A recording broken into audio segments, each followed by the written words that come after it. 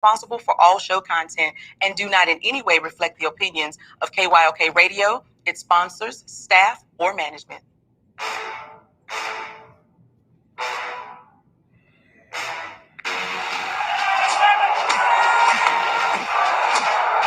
you walk out on that field today, ask yourself this question. What time is it? Game time! What time is it? Game time! What time is it? Game time! What time is it? Let's go! We made it! We made it! We made it! We made it! I'm going to the house! I'm going to the house! When I step on the field, I send one message. This is what it feels like. This is what it feels like. Football is getting hit. That's it. It's gonna be football now. What time is it? Game time. What time is it? Game time. What time is it? Game time. What time is it? Let's hunt now. Let's hunt now. Let's go. Let's hunt.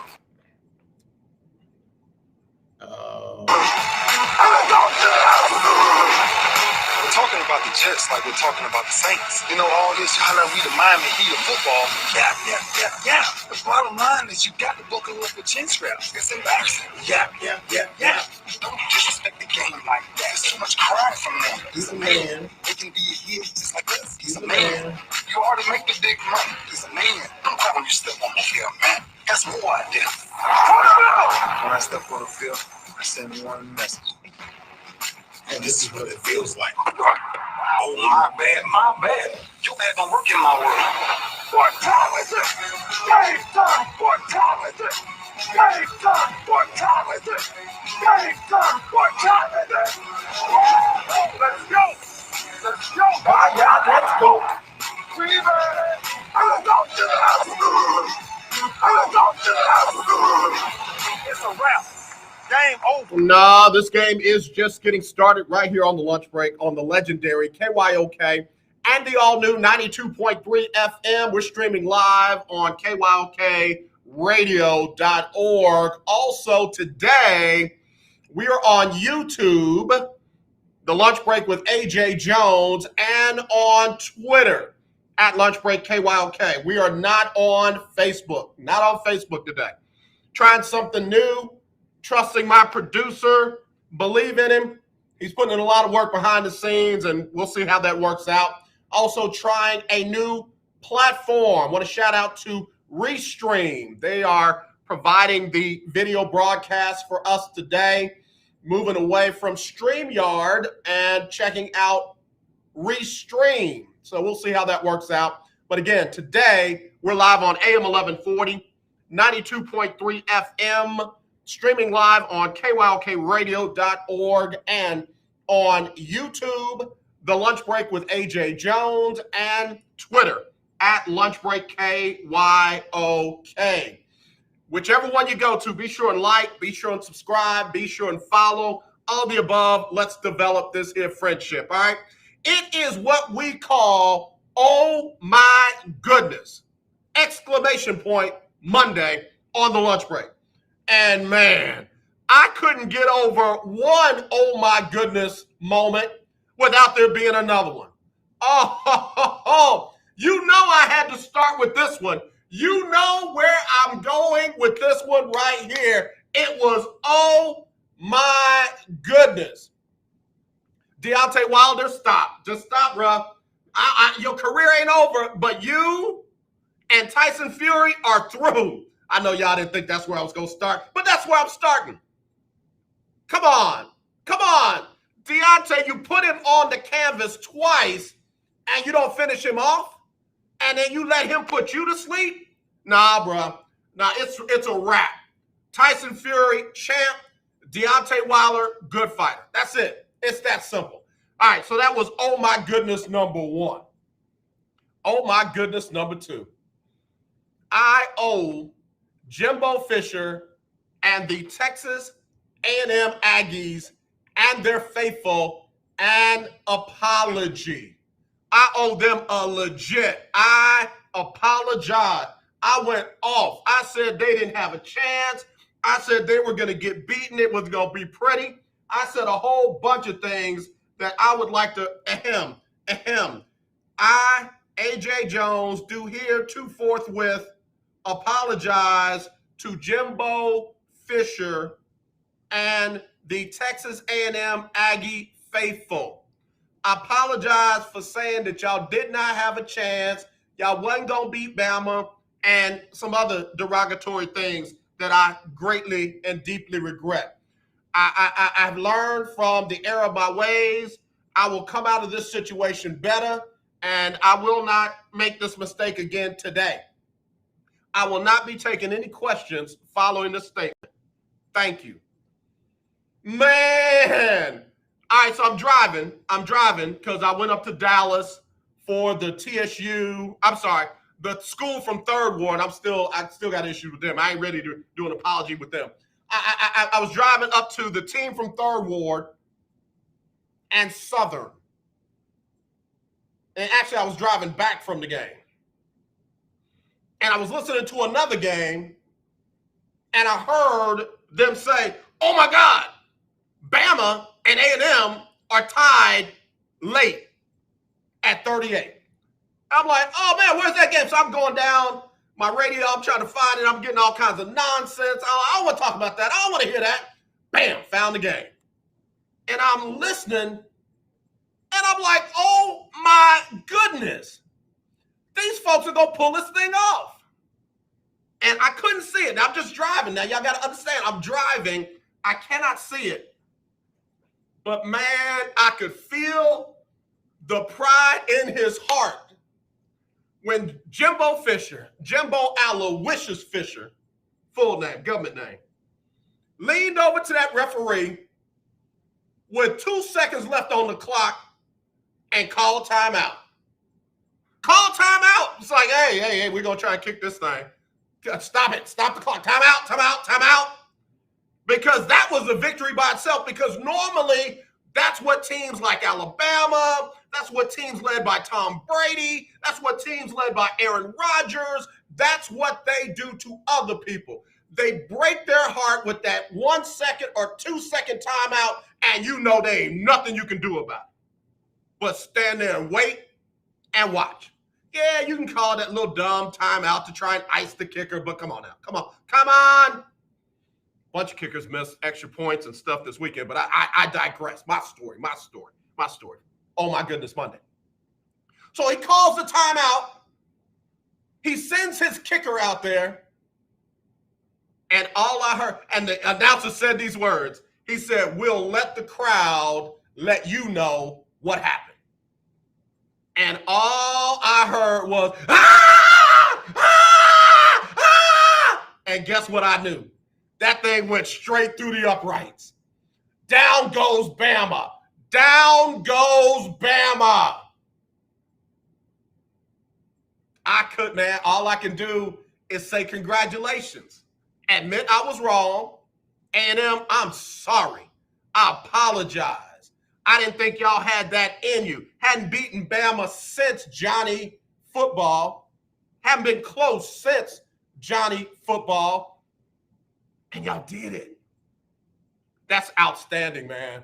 And then I find out the kicker was married, and his wife, his mom, his dad, his family, somebody gave me a clip of watching them watch the kick and let their reaction show you what happened. And oh my God, man, what an outstanding story. What an outstanding victory. What an outstanding celebration for he and his family, for the entire A&M organization, college, university, whatever you want to say.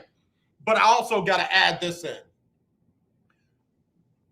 A&M, College Station, they were the 12th man that day. That stadium was rocking from start to finish. The fans, the students, the alumni of Texas A&M helped their team win that game. So again, congratulations, man. Congratulations. Outstanding. That was a good, oh my goodness. I'm driving down the street. I didn't cry. Okay, y'all know me. I cry at the drop of the hat. I cry at the cartoon Meet the Robinsons. I cried on Inside Out cartoon. I cried on Finding Nemo. I cried when Dory got lost, couldn't remember her stuff. Stuff gets in my eye and my eyes get watery. I didn't cry, but I felt like it. I felt like my son kicked the game-winning field goal. It was Bam. It's against Bam. It ain't Roll Tide. It's Buy Tide. BYE Tide. Congratulations, man. I'm so happy. I'm so happy for A&M. I mean, it has been a long time since a college football team in the state of Texas did something like that.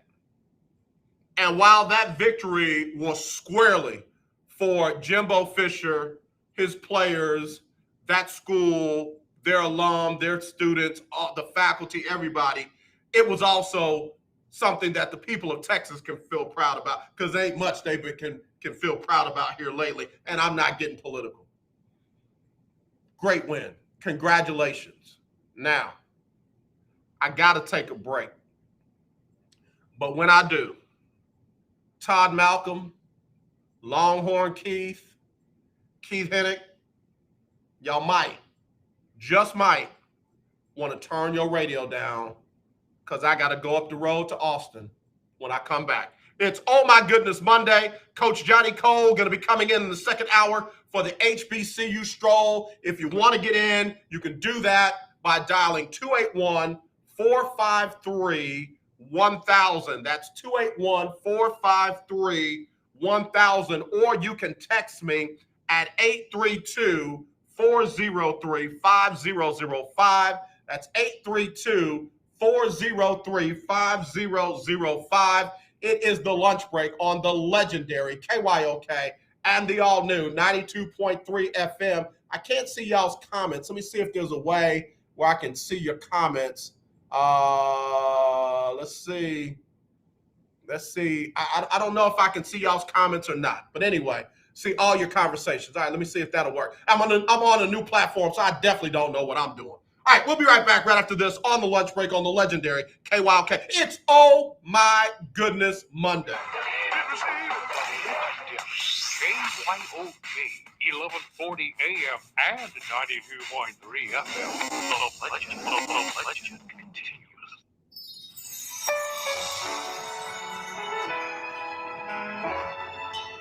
I am Jacqueline Carr, and here is your winning strategy. Martin Cooper, an engineer for Motorola, helped build the first cell phone in 1973. What if he had stopped at every distraction before creating a cell phone that worked? Stopping to deal with everything that is said will block you from completing the greater work. If you are in the process of writing a book, all of a sudden your family and friends want to hang out, the baby starts crying, all of these things will make you lose focus if you allow them to. You must figure out how to make it work, because some duties you cannot get around. Yes, take care of your responsibilities, but you also have to figure out how to balance so that you don't forget about the things that you got to work on to better yourself in life. Life is already full of surprises, but your tuition shouldn't be one of them. While education costs rise in the U.S. every year, University of Phoenix is committed to protecting you from rising tuition costs with our tuition guarantee. We lock in your tuition so you can count on fixed, affordable tuition from the moment you enroll to the day you graduate from your program. Learn more at phoenix.edu. Don't mind me, just sneaking out to go to Kohl's. The home deals right now, they're too good to pass up. Like up to 40% off cuddle that's bedding, up to 50% off the cutest fall decor, and up to 25% off Ninja kitchen appliances. How can I resist? You can even get 15% off or 15, 20, or 30% off of the Kohl's card. So, yeah, I'm going all in for fall, and I can't even wait. Select styles. Offers end October 17th. Some exclusions apply. See store or Kohl's.com for details. Hello, this is Claude Cummings Jr., Vice President of Communication Workers of America District 6. Trey and I are inviting you to listen in to our new political talk show, Power to the People Political Hour. Hello, this is Trey Daniels from the Daniels Group. Yes, Claude, the show will be hard-hitting and informative, talking about national and local political issues of the day, week, and month. Interviews will be with pastors, community leaders, elected officials, and political operatives. You know, Claude, a part of our responsibility is informing the citizenry and give them power to the people.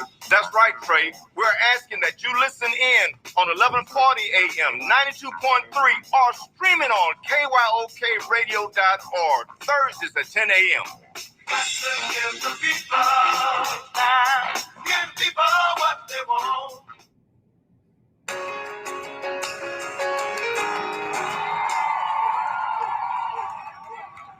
All right, y'all, we're back here on the lunch break on the legendary KYOK and the all-new 92.3 FM. It's streaming live on KYOKradio.org. And I got to throw a little HBCU music in there because we'll talk about that at length in the second hour.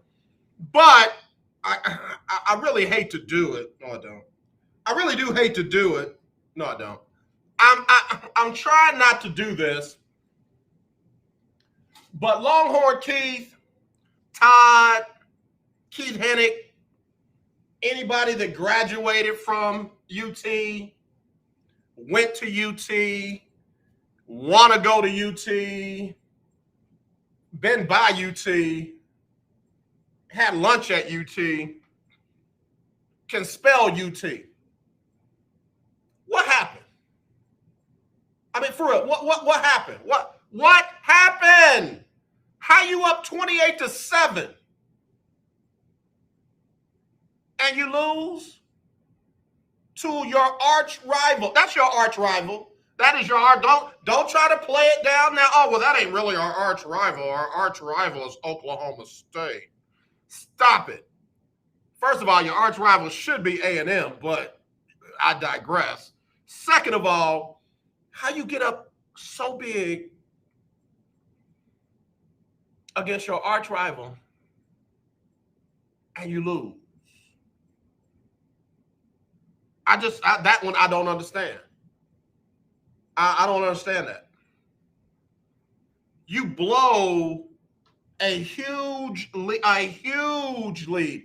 You got Oklahoma so confused, they pull out their Heisman Trophy candidate quarterback that was supposed to get them to the prom. They pull him out and sit him down.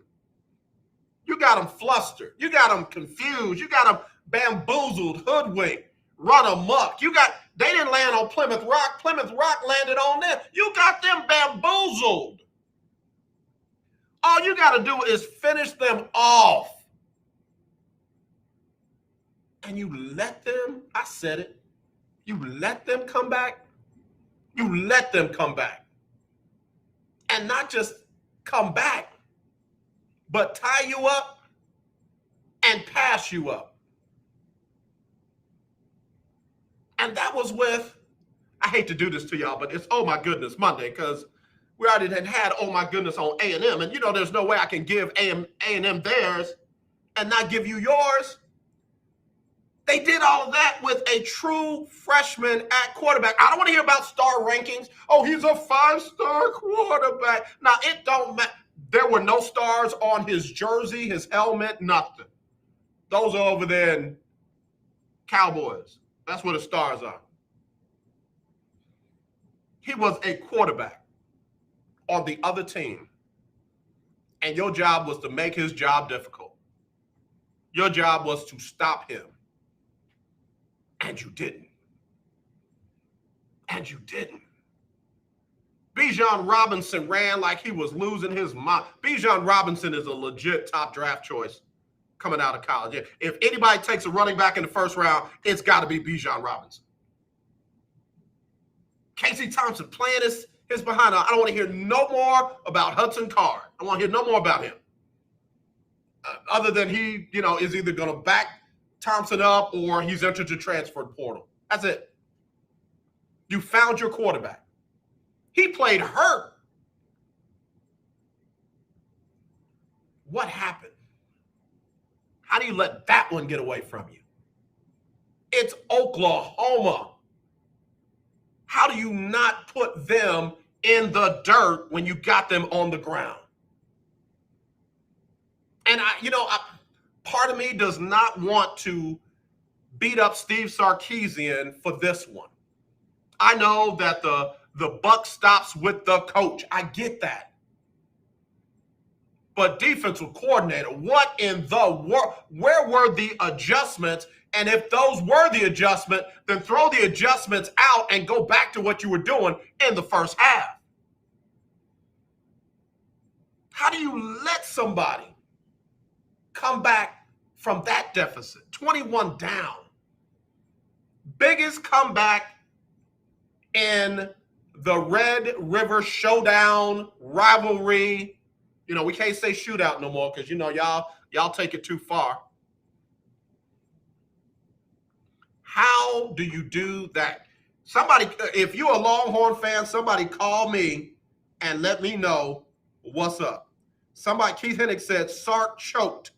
That's what happened. I can't put this all on Sark. I can't put this all on Sark. Sark put up 48 points. Doesn't he pretty much call the offense in that what he implemented for the offense? Sark put up 48. The defense gave up 55. Now, I will say this. He has definitely got them going in the right direction. They looked far better than I thought that they would because, I'll just be honest with you, there's only about a handful of legit players on UT's team. Overshown, legit. Robinson, legit. Thompson, legit. Even one of the wide receivers stepped up this weekend. I don't know if I can put this one on Sark, but I got to put it somewhere. And I need the Longhorn faithful to let me know, where does this one go? And if you got a bad taste in your mouth, my bad. Don't be mad at me. You need to be mad at Oklahoma and those 55 points that they put on y'all. Don't be mad at me. I came in here ready to apologize. I came in here ready to say, you know what, I was wrong. And I'm somewhat doing that because when you put up 48 points, it is unbelievable that you could possibly lose that game. Almost unbelievable.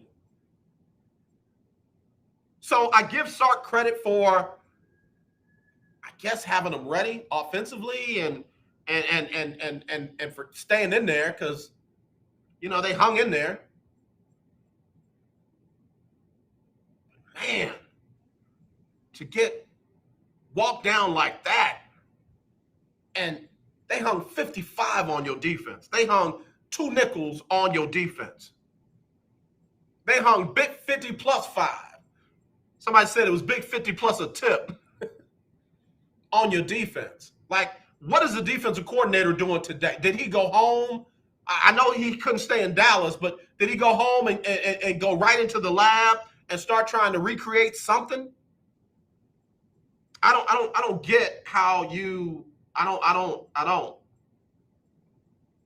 Big Time Floyd said, hello, AJ and the Breakers. Has Nick Saban recovered from the upset of the year by the Aggies beating Bama? Oh, my goodness, Monday. Regroup, Nick, and get ready for the Georgia Bulldogs. I'm going to blame myself. I wavered. I said at the beginning of the year, I thought Alabama was going to lose twice this year, and they would be out of the college football playoffs. And then they start steamrolling everybody. They look like they had the least amount of friction from having a young quarterback take over. They look like their quarterback had been doing it forever. And they dog walked everybody they were playing. And then they ran into A&M. And now they got, Georgia coming up. They're going to lose too.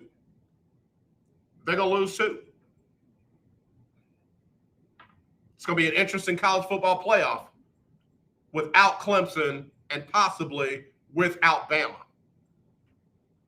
If I'm Cincinnati, don't look like you're going to lose another game.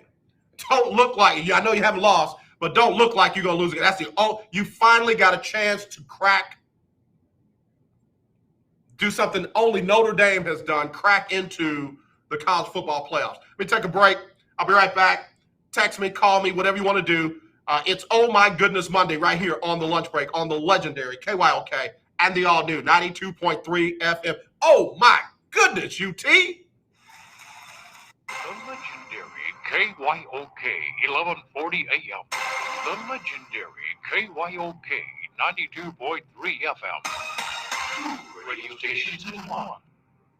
Tune in to Table Talk with your boy, TD Blackshear, every Tuesday from 10 to 11 a.m. on the legendary KYOK 1140 a.m. and 92.3 FM. See you there.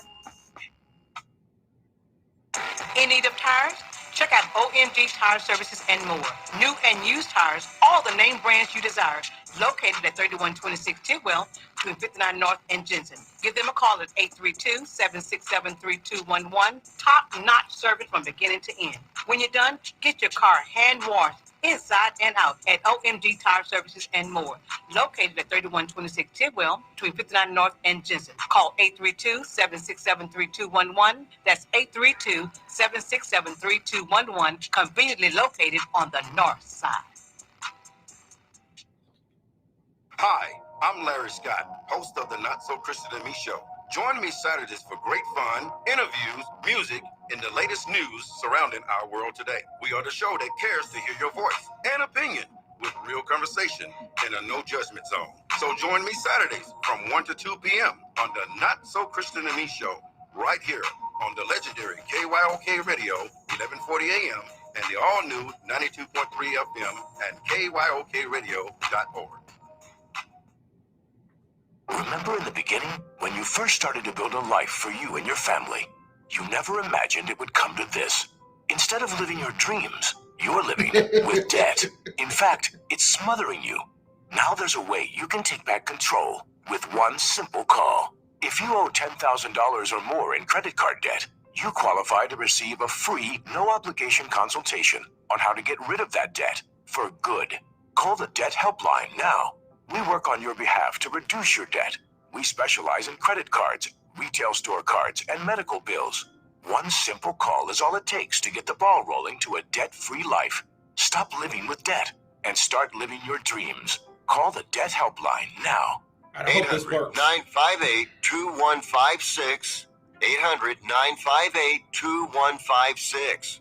800-958-2156. That's 800-958-2156.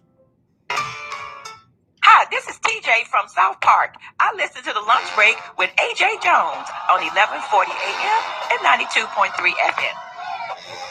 I want to try to play something real quick. I don't own the rights to this, but I want to try and play this real quick. It's Oh My Goodness Monday, so y'all bear with me. Bear with me. Let me see if I can get it. Come on. Please work. Okay, here we go. Let's see.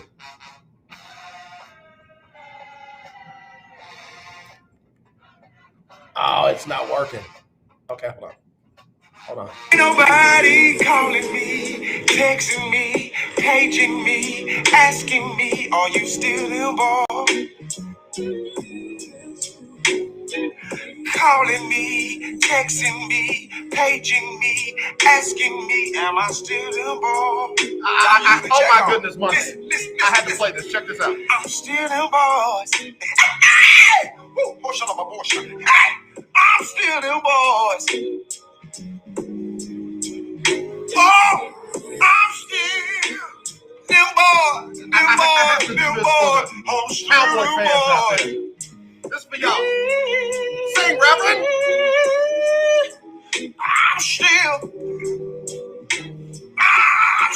involved.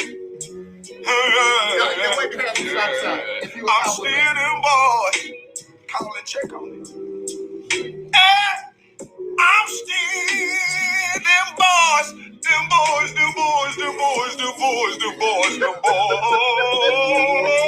All right, I gotta stop. I'm still them boys. I gotta stop. Okay, let me get out of here. Let me leave that alone.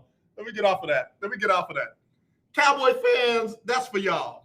That's ain't nobody calling y'all. Ain't nobody checking on y'all. Ain't nobody saying the boys need a hug right now. Because, oh my goodness, Monday, them Cowboys handled their business again. They are 4-1. I got to do it. Felicia, Yolanda, Green, Johnson, Smith, Brown, Williams, who else? Thomas. Who else on the phone book? Y'all don't know what that is. Tell me don't do it. Please tell me don't do it, Felicia. Felicia, call me and tell me don't do it. Call me and say, AJ, don't do it. 281-453-1000, Felicia. Felicia, 281 453-1000 and say, AJ, don't do it. Because I'm about to do it. I don't want to do it. I came in here on Oh My Goodness Monday. I wanted to behave myself. I wanted to give some love to A&M. I wanted to give some love to my Saints because they went on the road and handled their business against one of the teams that everybody told me was going to be a contender. And all Jameis went down there and did was throw 4 touchdowns. He had a little pick. He had a little low pick. But he handled his business. On the phone line. Hello, you're live on the lunch break. Who this? I need you to do it. Oh, see, I was looking for some moral high ground. I'm just here to support. I was looking for some moral high ground. Felicia. Yes. Felicia, do you know that you had fellow Cowboy fans that wanted y'all to get rid of Dak Prescott? We still them boys. You got to say, still them boys. Man, they didn't want to get Dak. They didn't want to pay Dak. They wanted to get rid of Dak. Look, some of them ain't never set foot on a football field other than Little League, and they claim they done broke down film, and they can show you where Dak didn't hit the open receiver, and he don't throw nobody open, and he just not a good quarterback. They wanted to go with Cooper Rush. They wanted to go with Andy Dalton. They wanted to go with Ben DiNucci. Martha, get on the Googles and find out what a Ben DiNucci is. They wanted to go with everybody but and to top it up, I told you to call me and tell me don't do it. But you said do it. Then they not only wanted to get rid of Dak, but they wanted to get rid of Zeke. Oh, he done lost a step. Oh, he too fat. Oh, he too pretty. Oh, he too this and he too that. I'm sorry. Ezekiel Elliott, let me look here. 110 yards, a touchdown, and that's back-to-back 100-yard games. They wanted to get rid of everything that is making Dallas special right now. My. They are from the show me state, huh? Baby, but what that reverend say? Do it, Felicia. I can't do it. What he say? Still them boys. Hey!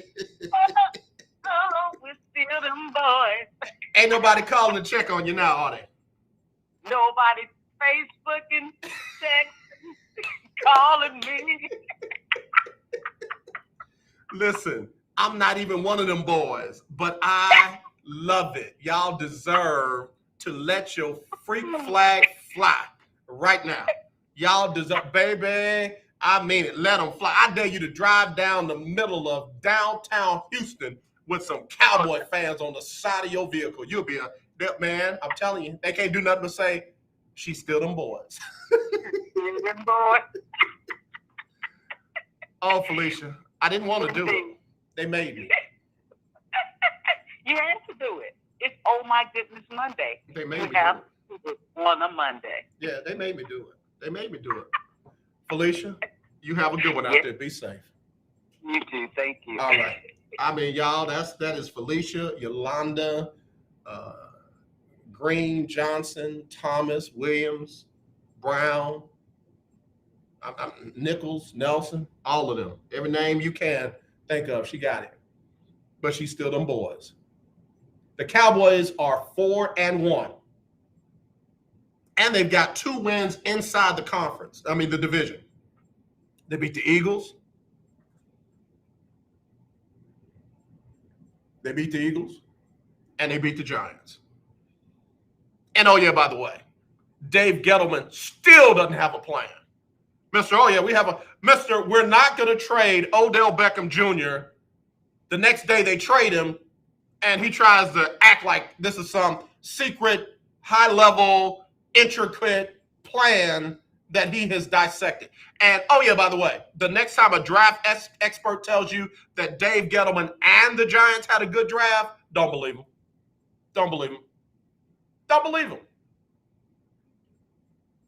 Dave Gettleman is married to 2 people on that three in that organization.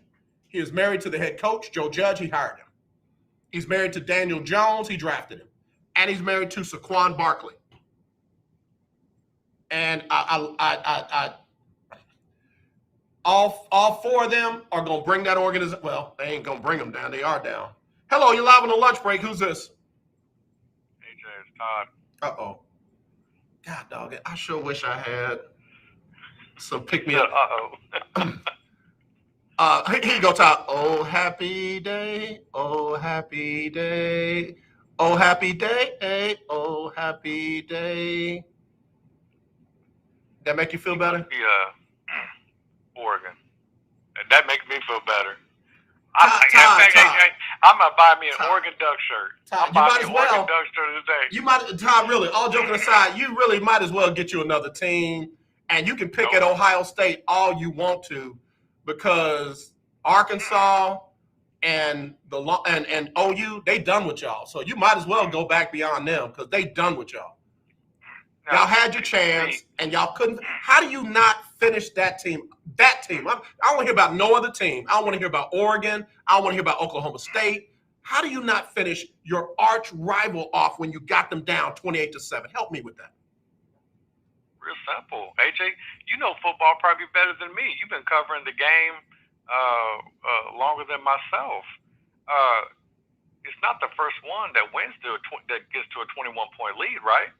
Yeah, you're right. We see it in basketball. How many times in the playoffs in the NBA last year did we see teams have a 20-point lead in the first half? Take the Clippers, and they would walk them down. So I'm not surprised. I think this to you on Friday when we talked. I said it is hard. Let me give you a boxing analogy. Okay, so Texas came out and threw their best knockout punch. Yep. The problem is we're a middleweight, and all we could do is really stagger Oklahoma. You onto something? I'm listening to you. I hear you. Oklahoma with Caleb Williams, which let me go on the record now, and hopefully you record your show. That dude is going to be the #1 pick in the 2024 draft. Let me agree with you. I think that he is everything that they thought Spencer Rattler was. I'm not saying Spencer Rattler is not going to be an NFL quarterback, but this dude looks like he's everything that they thought Spencer Rattler would be. And then I'm not overly impressed very easily, if that makes sense. Yep.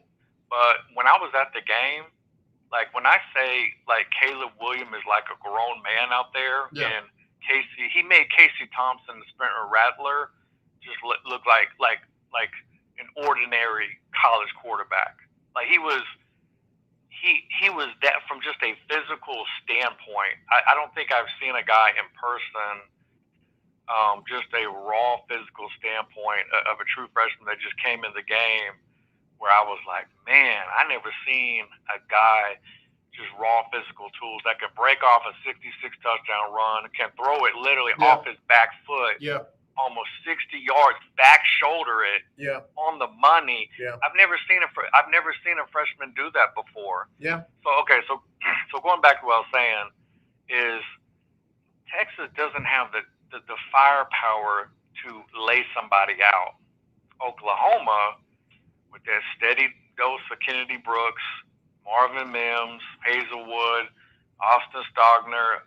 I mean, the list is nauseating. It makes me almost just sick sometimes when I just see all the guys they got. The problem is that we can't knock them out because we don't have the knockout power. Okay. And Todd, that's fair. And I appreciate you having an honest assessment of a school that I know you're passionate about. And we joke back and forth, but I appreciate, I admire, and I respect your passion for UT. I haven't seen that kind of passion in a school in a long time. And that's why I kind of mess with Cowboy fans, because the old time Cowboy fans, you can't tell them nothing. Some of these new ones, they on, they off.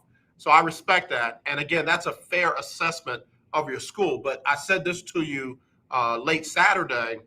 I believe, all joking aside, I believe that Sark, of all people, and I was a big Charlie Strong fan, I wasn't so high on Tom Herman, but I believe Sark literally has them heading in the right direction. You put up 48 points, that's a good day. You just got to stop giving up 55. So the things I took away from it, and Keith and I may see a little bit differently on this, is if Sark can put up 48 points with what he's working with now, which is, in my opinion, he doesn't have the ideal quarterback he really wants.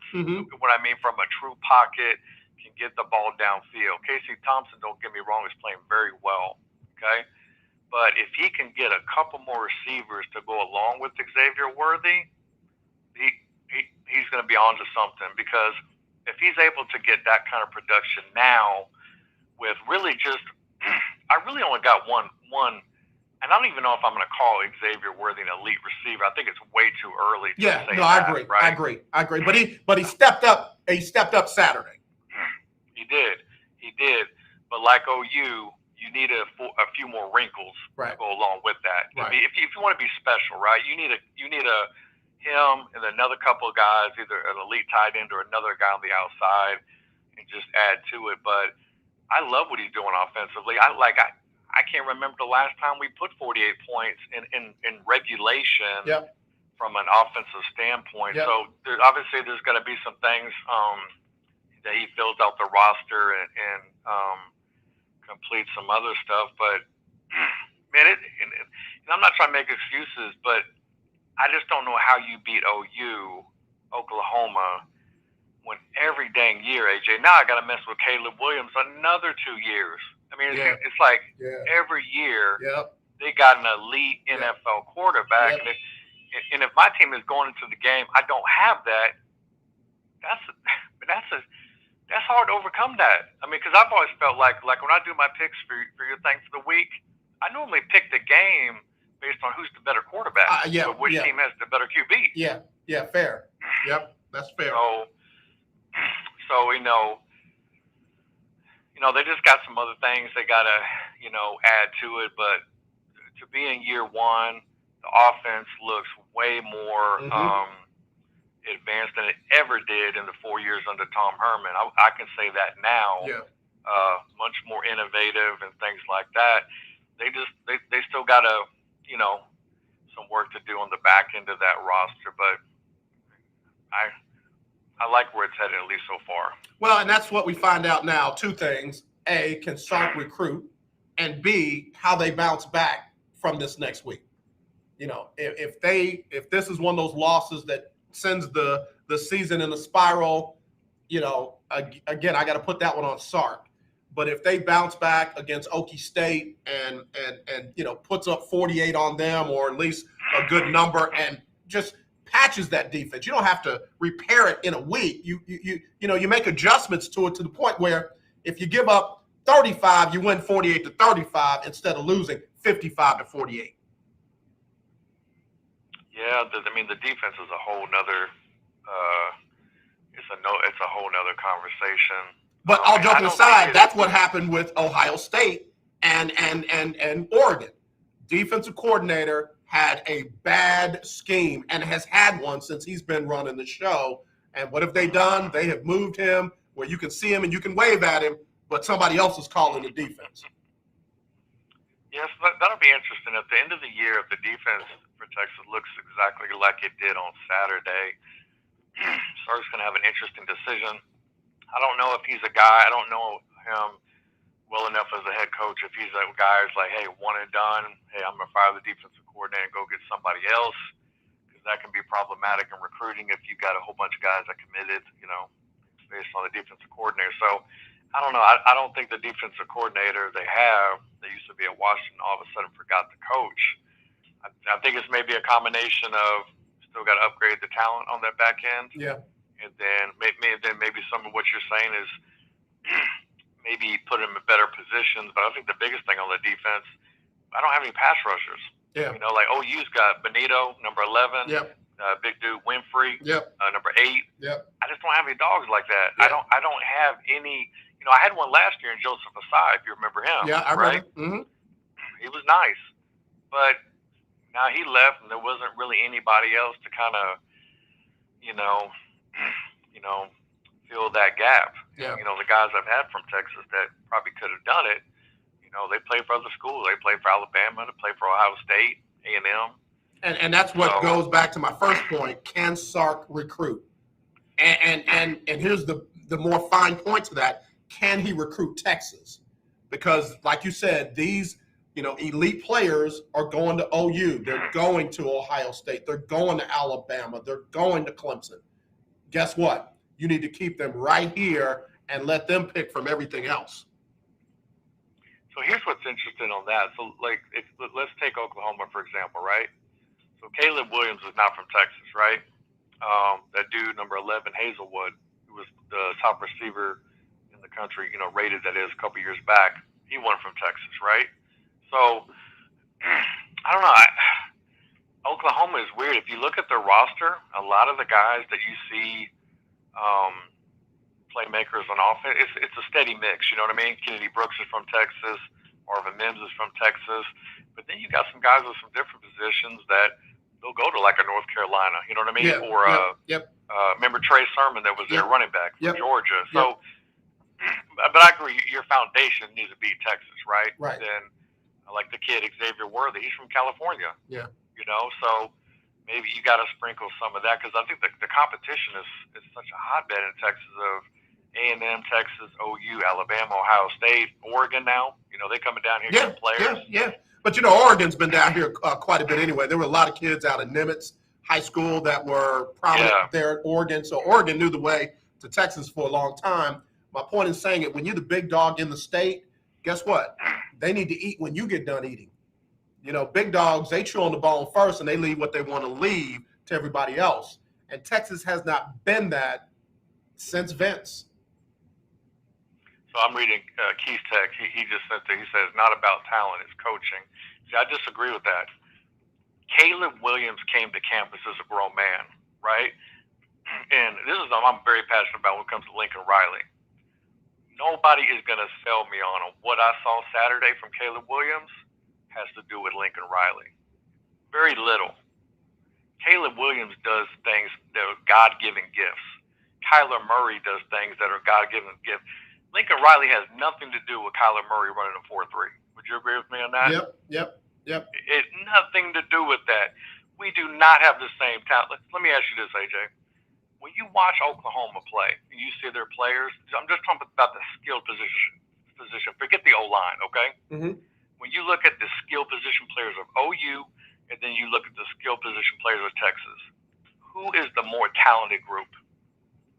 OU. But how big of a gap? I see a pretty big gap. I do. I see a very big gap. I do. Very big gap. And I've seen one for a while. And like I said, I expected there to be a difference when Tom Herman got there, and there wasn't. Big difference between Mac Brown and Charlie Strong, and I expected to see a big difference between Charlie Strong and Tom Herman, and I didn't. And that's why when y'all were all jumping up and down about I'm a Longhorn, and that guy, I was just like, he real mediocre, y'all. I mean, he's good for that system, but I don't see him starting at Bama. I don't see him starting at Oklahoma.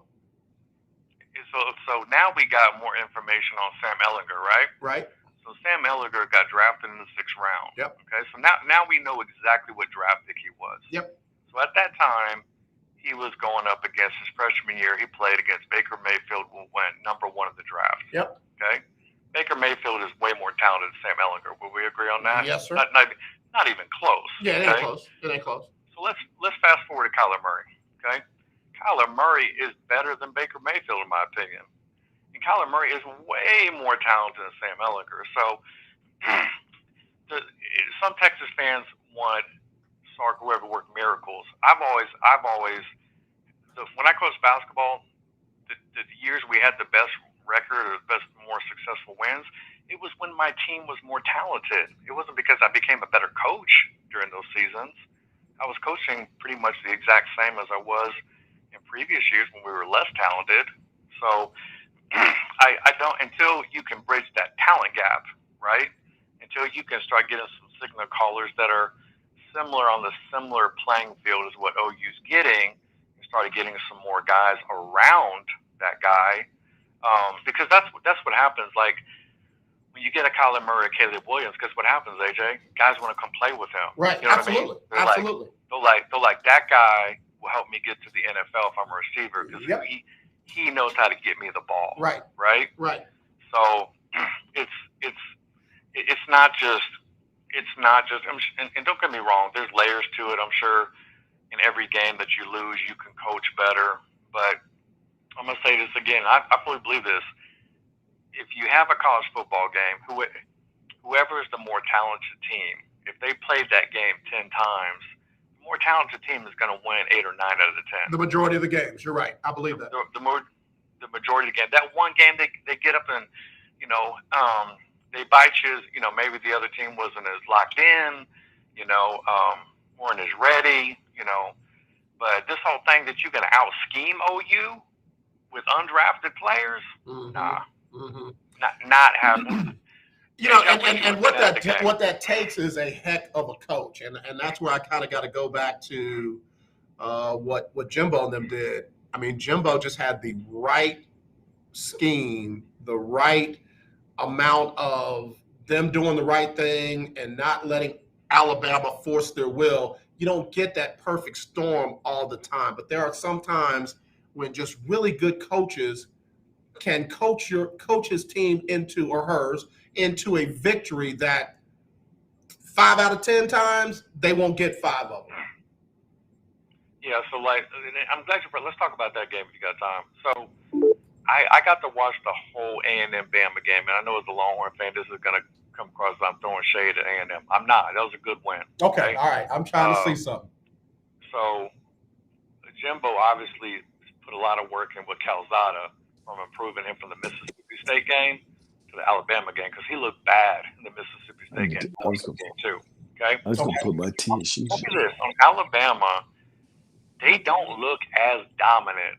Like, something looks missing with just kind of and I don't know if it's just because all of what they lost last year. Yeah. Mac Jones is gone. Yeah. Najee Harris is gone. Devontae Smith is gone. Yeah. So is Bama kind of in a little bit of a rebuild? And what I mean is that not talent-wise, but a bunch of kind of younger faces that maybe need a year to, kind of ramp it back up. That's the impression I got from the game like I said, great win for A&M, but I also was looking at Bama and I said, man, this is not the normal Bama that that can throw that knockout punch. And some of that I agree with Todd. Some of that I just feel like was game plan. And we got a coach coming up next, and he'll talk about how when it looks like the other team you're overmatched against the other team. Then it comes the scheme. It comes to letting those guys know that they can and will. And don't make the mistakes that will hurt the effort. And that's what A&M did.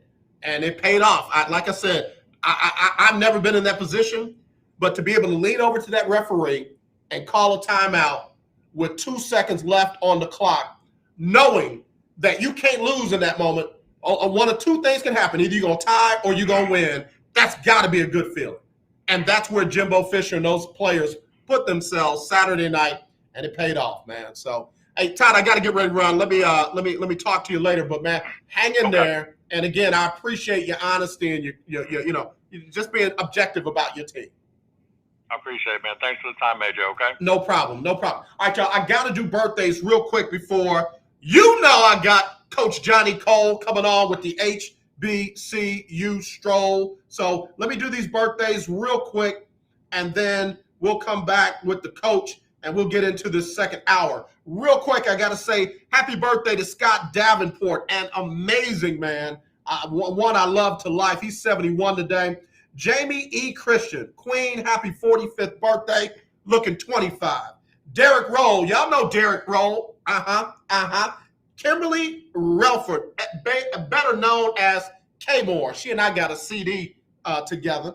Also, Kenneth Flippin, celebrating a birthday with Kanita Jones, Alexis Addison, Monica Lamb, Tajay Estial, celebrating a birthday with Diane Wilkes Tribbett, Bobby Okura, Phyllis Darden Caldwell, Renee Bedford, Sarita Pittman, Valerie Hurd, Kimberly Davis, and Andre Greenwood, all celebrating birthdays today. Usher, do your thing. Oh, go shawty, it's your birthday.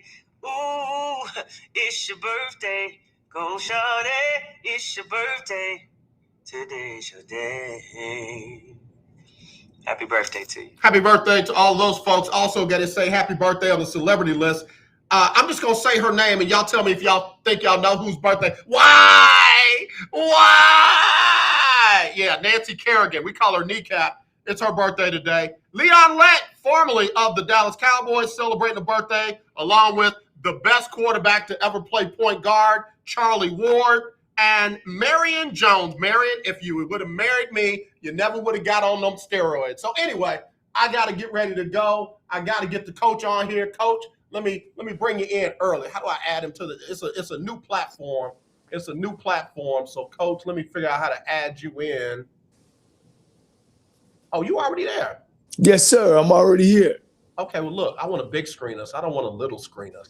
We on a new platform, coach, so I'm trying to figure it out. I know we don't got fancy up in here. My producer, trying to do some other stuff. We taking it to another level. Man, I like it though. I like it. So yes, sir.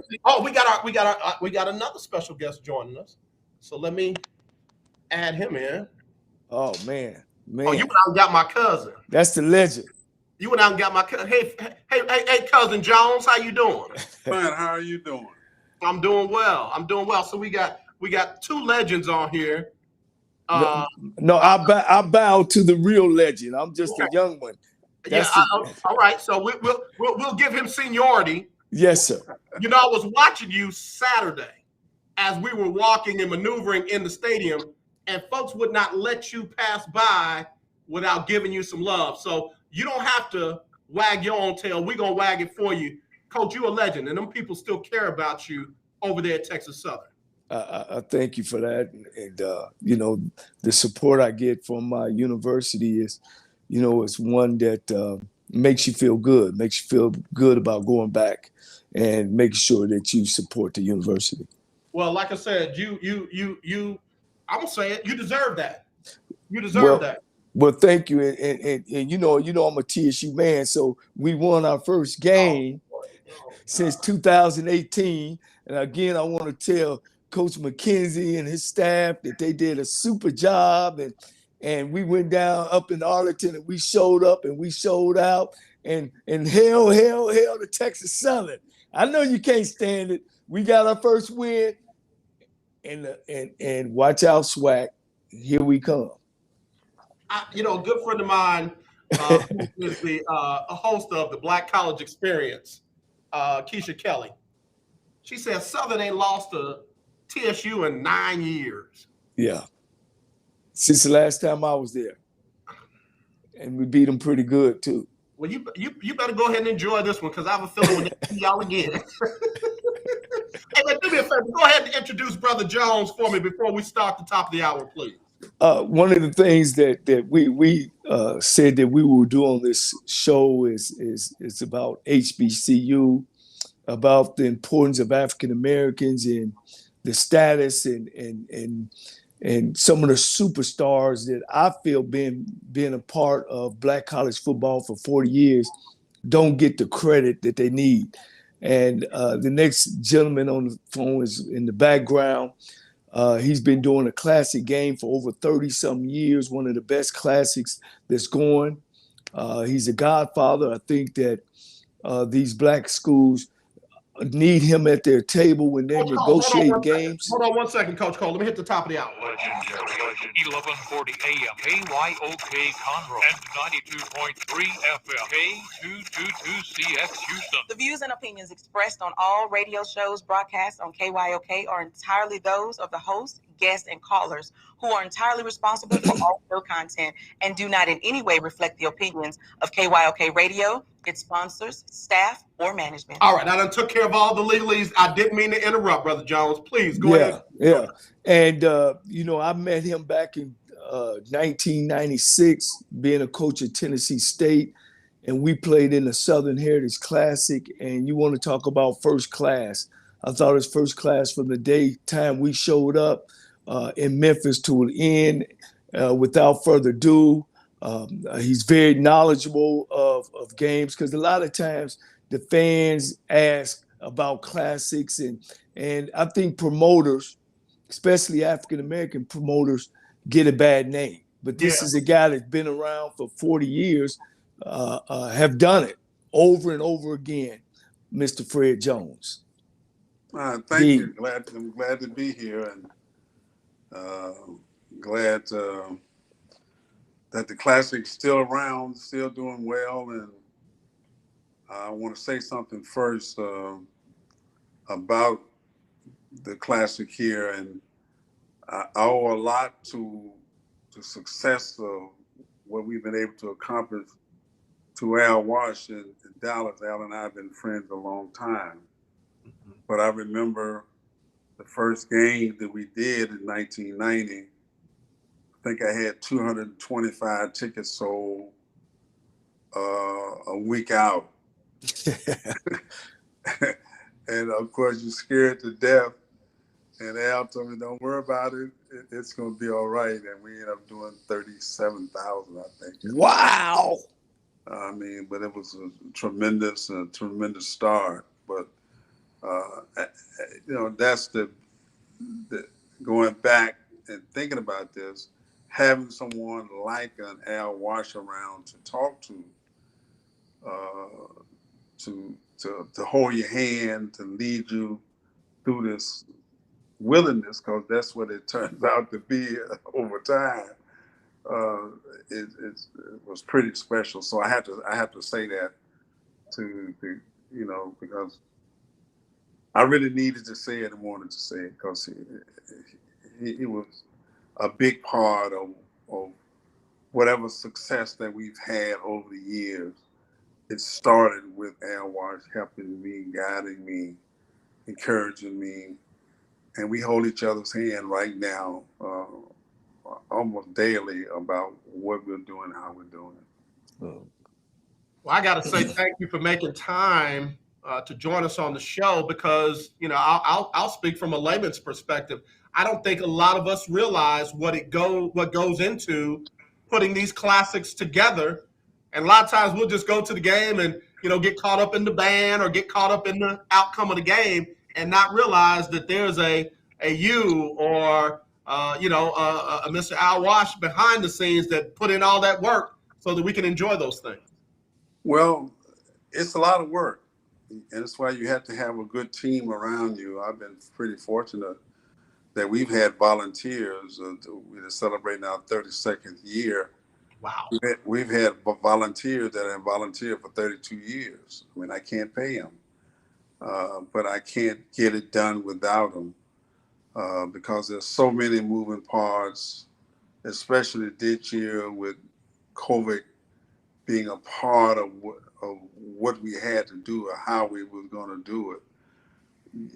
You need someone who's been in the trenches to understand how much work that it takes to pull this off. And there's so many things that go on down to the last minute. I mean, it's something that happens. I think everybody is familiar with Murphy's Law. Yeah. But what can happen will happen. doing a classic, it's going to happen. I mean, it's something that's going to rear its ugly head. That's why you have to have a good system, a good thing in place, and realize that it's not the end of it. And you really don't have a choice. I mean, the game, the events are all at a time period. You can't move this time period. Right. You can't say, well, whatever may happen and might come up, you can't move it to another day, another time. You have to work with it. And that's why it becomes important to have a good system. And, I'll give you a good example. I'm an avid golfer. I love to play golf. This year, for about 4.5 to 5 months, my golf club didn't come out of my car.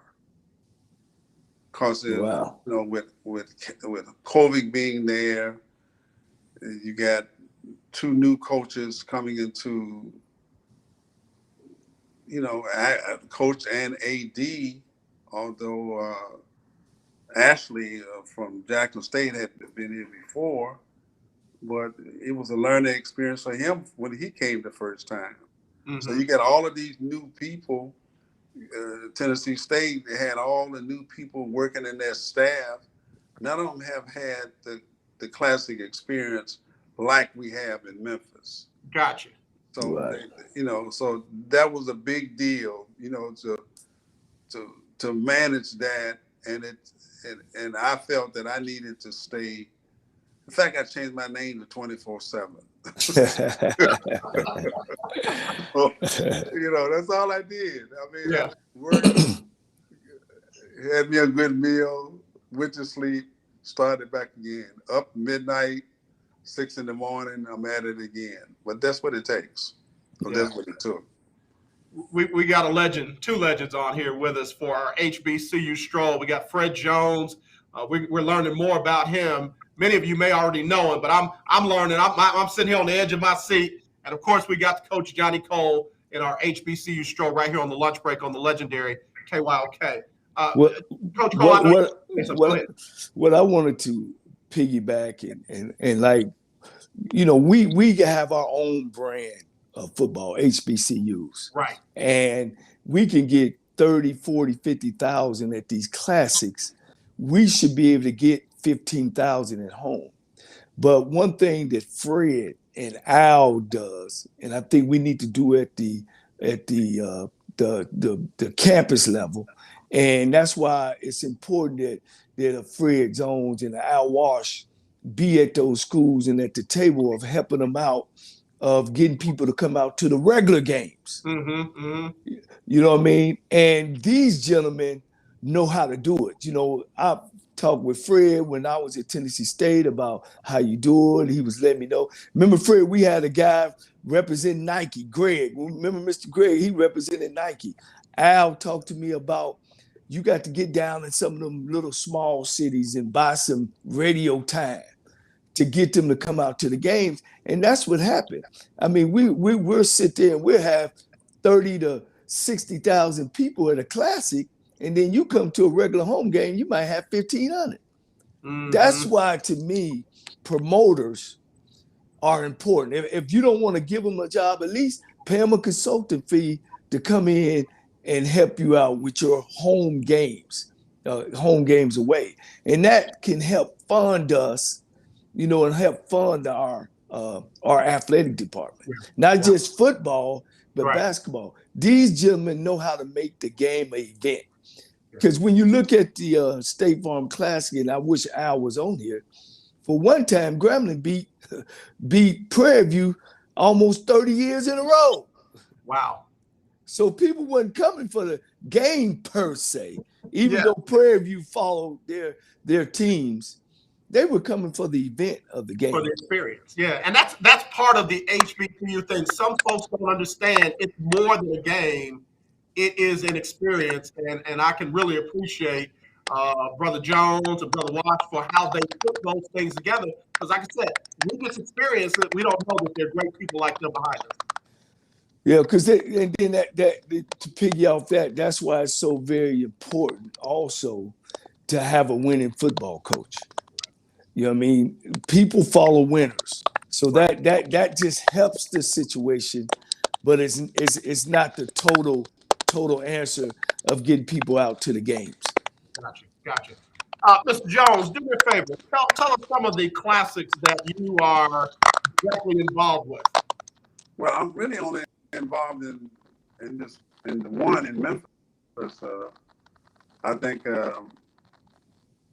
at this stage of my career, that's the only thing I really want to do. Although I study all the other classics. I remember one year I spent the whole fall going to all the classics, the Bayou Classic, the Florida Classic, the Magic City Classic, the Circle City Classic, the Atlanta Classic. They're trying to get a feel on just, what they were like. And they all are uniquely different.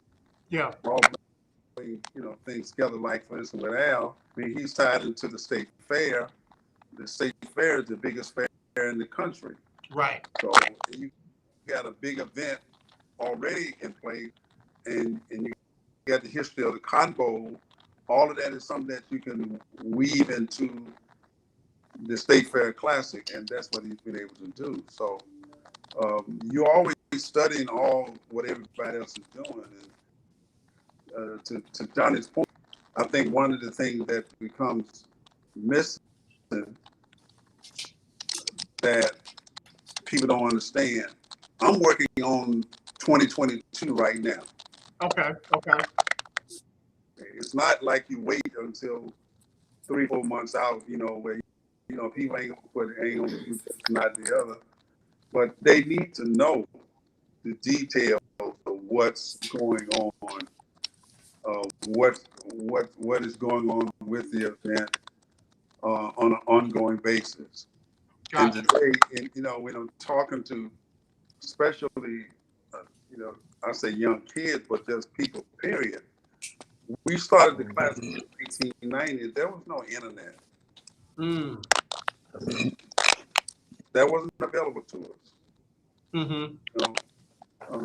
We were getting very little television exposure. Although BET was around for several years, presenting the games. But today, we can create our own television. Really can. We're going to tell our own story. And I think that's one of the things that's missing. And I thought about this. I don't have as much money as Alabama or Texas, or who does as far as Texas is concerned. But in terms of my presentation, in terms of what Al's presentation, it's second to none. People are aware. I mean, Al showed me billboards, bus signs that he's going all over the city talking about the event. It wasn't just, we're going to talk to a few people. You're talking to everybody. And even though people don't come, they still have the awareness of and the appreciation of what you're doing. And that's just an ongoing basis.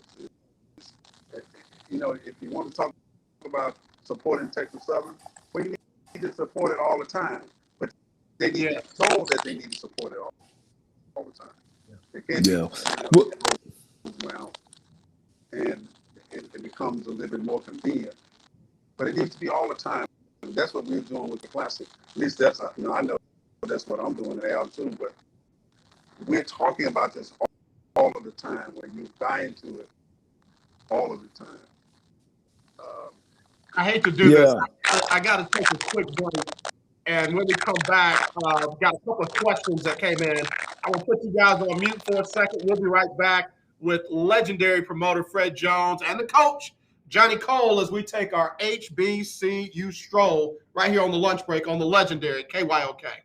Hello, this is Claude Cummings Jr., Vice President of the Communication Workers of America District 6. Trey and I are inviting you to listen in to our new political talk show, Power to the People Political Hour. Hello, this is Trey Daniels from the Daniels Group. Yes, Claude, the show will be hard-hitting and informative, talking about national and local political issues of the day, week, and month. Interviews will be with pastors, community leaders, elected officials, and political operatives. You know, Claude, a part of our responsibility is informing the citizenry and give them power to the people. That's right, Trey. We're asking that you listen in on 1140 AM, 92.3, or streaming on kyokradio.org, Thursdays at 10 a.m. Give the people now. Give the people what they want.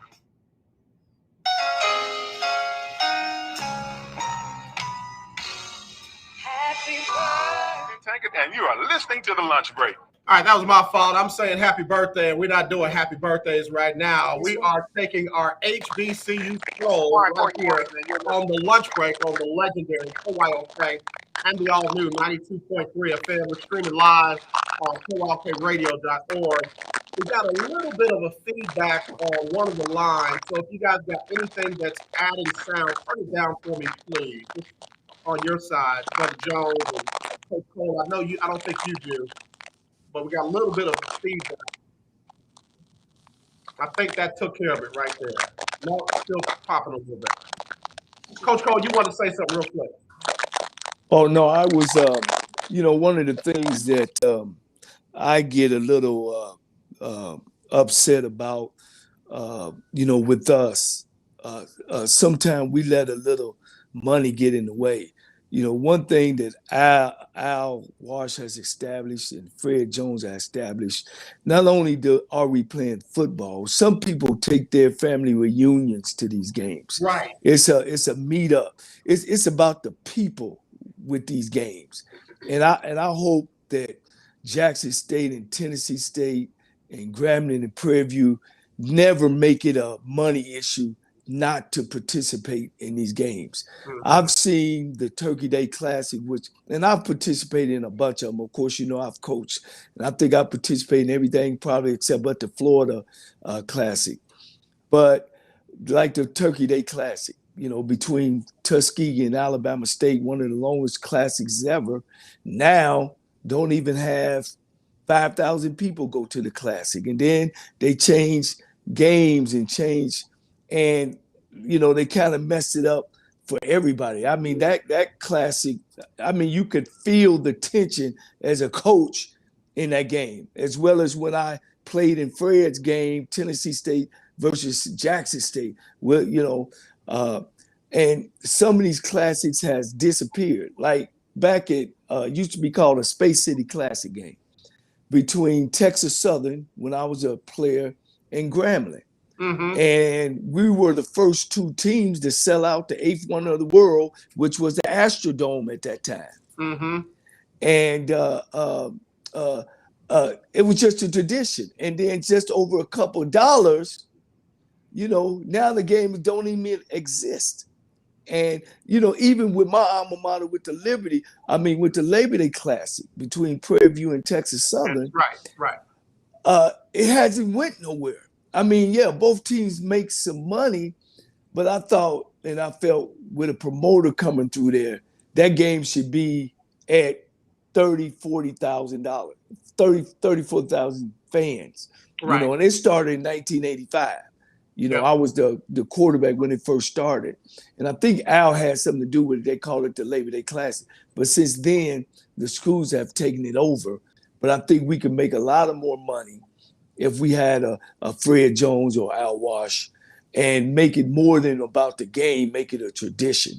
An event, So that was the things that jarred me to get a Fred Jones on here and an Al Wash to explain those things, how important it is and how hard it is to get a game and get those fans in the games. People are just not traditionally inclined to support their university, but when there's an event and there's something else to come to see besides the game, of course, the band is there and surround some things around. I think we could get more people out at our regular season games.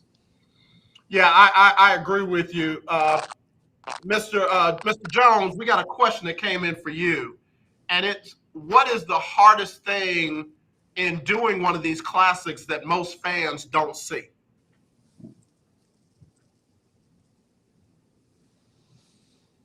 Oh, we can't hear you. Let me see. Okay. Try it again. I think you're on mute on your side.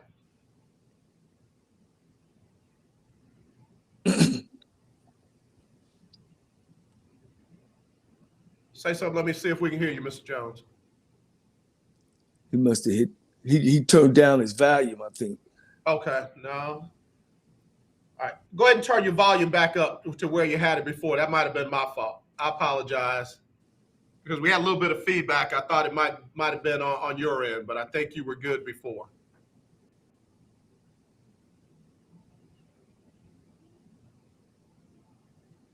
Nah, I can't get him. I'm trying to see it. I'm looking at it. It's clear on our end. Uh-oh. And we got let me go ahead and add him in as well. There we go. Al, can y'all hear me? We can hear go you. Ahead. Yeah. We can hear you. Let me throw the question to you, Mr. Wash, and I know you just came in, and I'll let Coach Cole give you a proper introduction in 1 second. But what is the hardest thing behind the scenes that you guys have to work on that most people don't know about with these classics? I think the hardest thing to me is dealing with people that don't understand what we do, or even understand marketing of a classic game and what all is involved in it.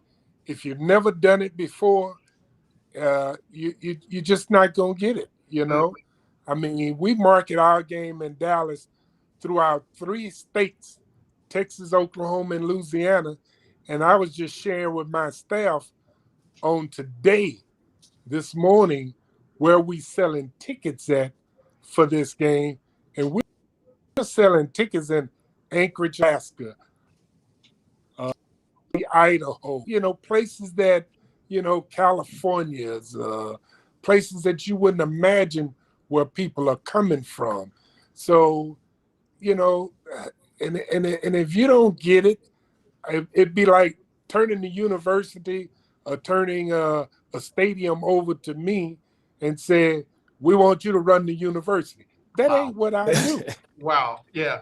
Right. I can't run a university, but I can tell you, I can market and I can promote a football, a concert, anything where it takes expertise to put Black people in seats. Like Eddie Robinson used to say, sir.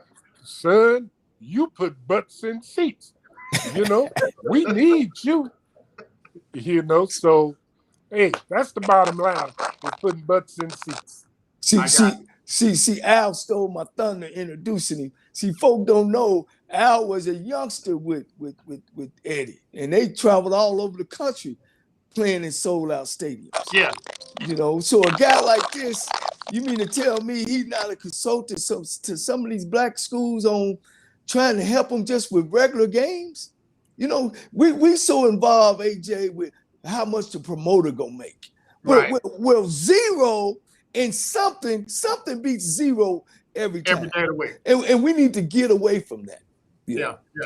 Gentlemen, do me a favor. Y'all stay right there. I got to take another quick break, but we're going to come. We got Hall of Fame, Black College, classic promoters on with us, Mr. Fred Jones, Mr. Al Wash, and Coach Cole. When we come back now, you got to give Al a proper introduction.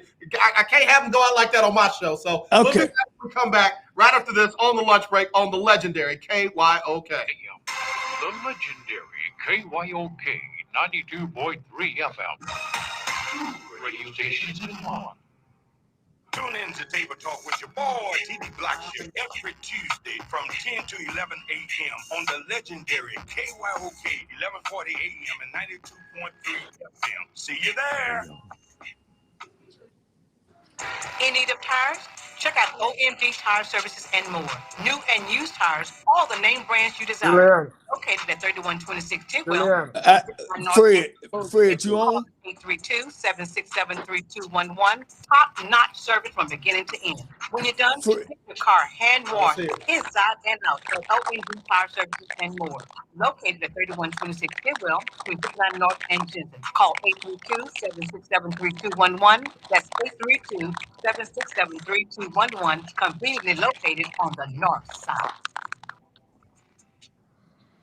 Hi, I'm Larry Scott, host of the Not So Christian and Me Show. Join me Saturdays for great fun, music, and the latest news surrounding our world today. We are the show. We got him first, and then Al. Real conversation in a no judgment zone.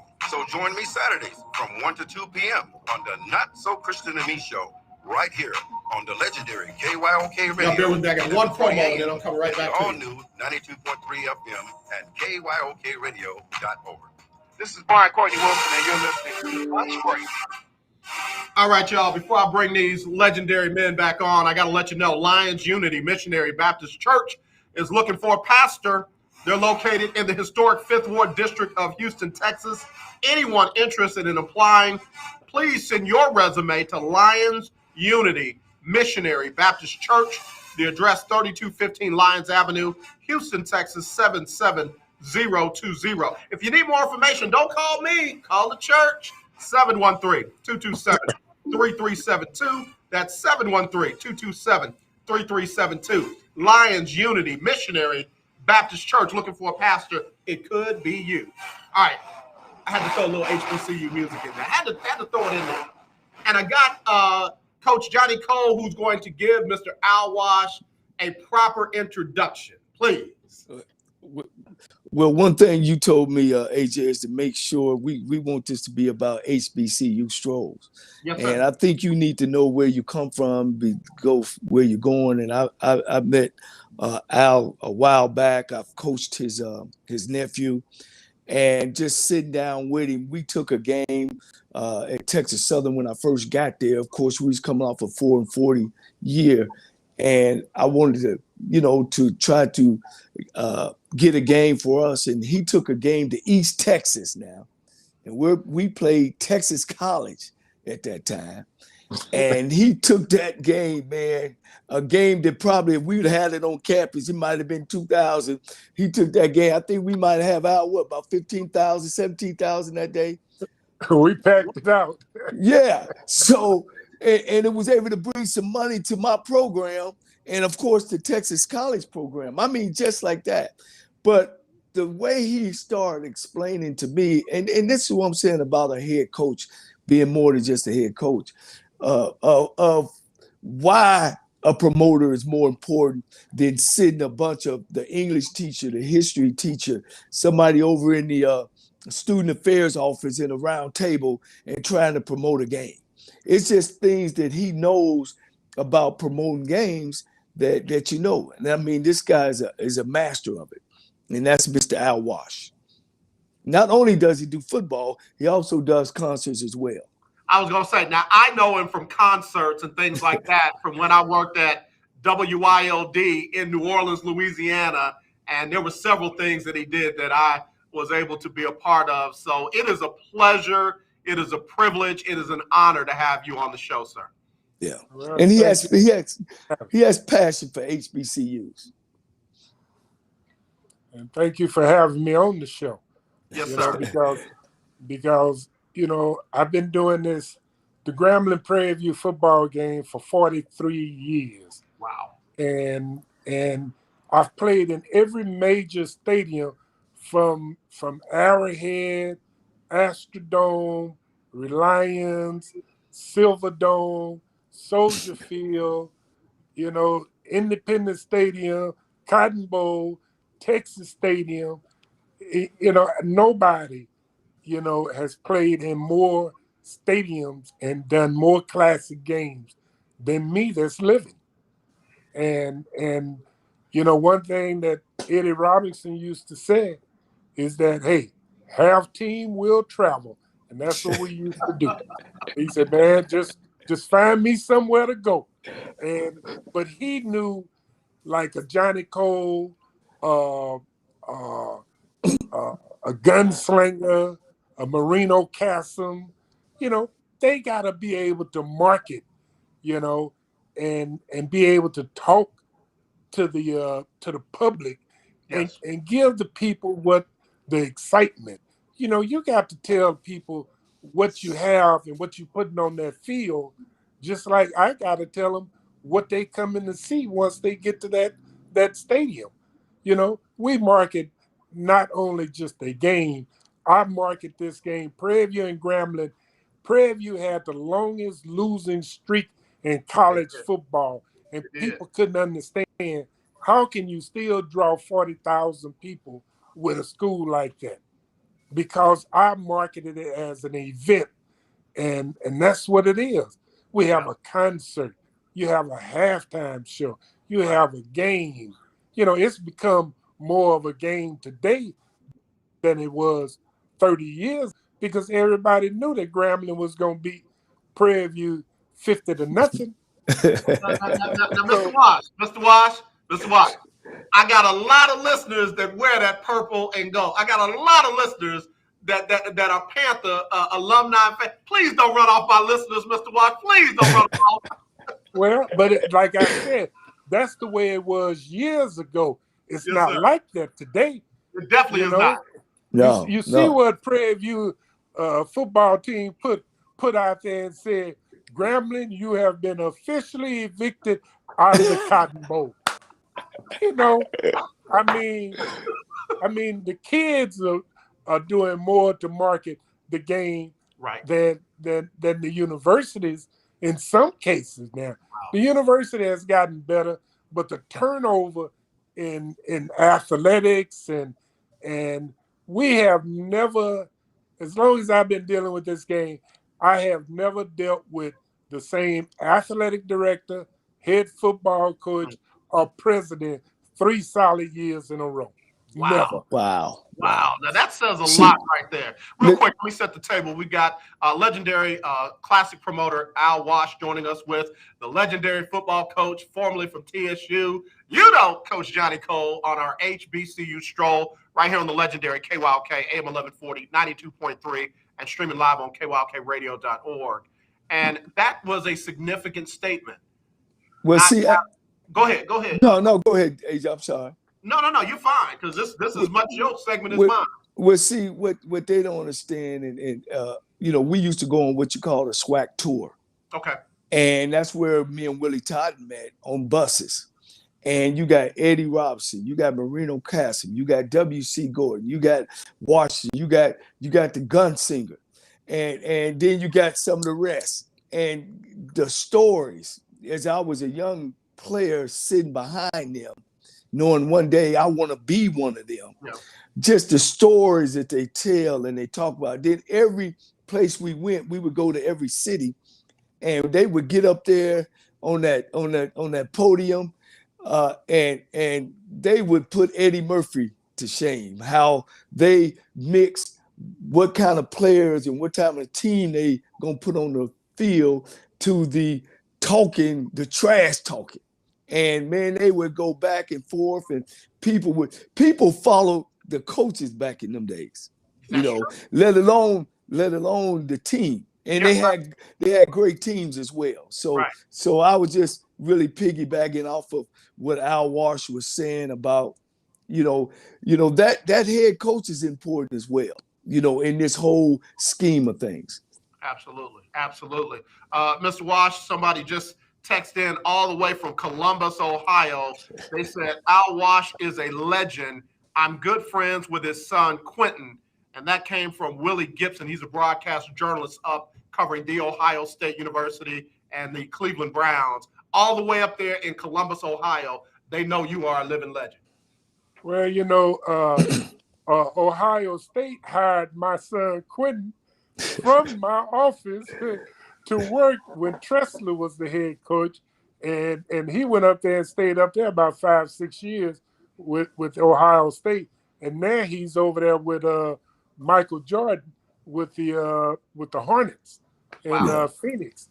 And he would tell me, he said, Dad, I try to tell them sometimes, why don't we do it this way? And they said, no, son, you can't do it that way. He said, but Dad, that's what I learned from you.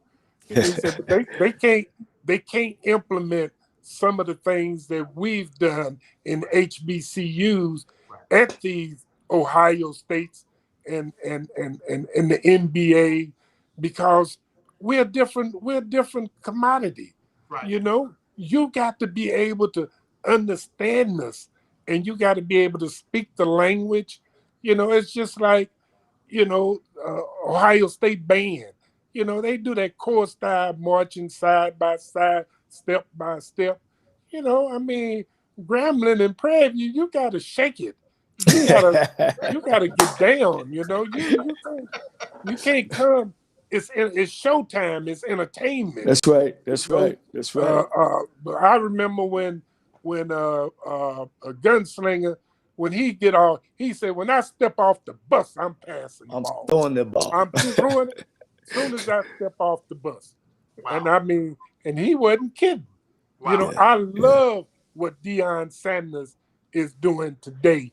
Yeah. You know, in the in the conference. Right. You know, Right. I mean, it's only one Deion Sanders, but that's what we need to get our crowd. We're not going to draw the people from Ohio State to come to our game, the people from Texas to come to our game, but we're going to draw HBCU people, and we have to be able to explain to them and tell them what they're going to see. Yeah. And see, one thing too, Al had failed to tell you too.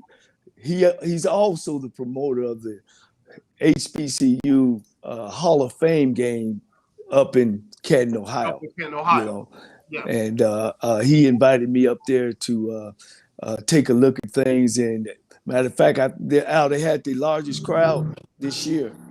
Up there, I think we had about 17,000 with the Tennessee State Grambling game.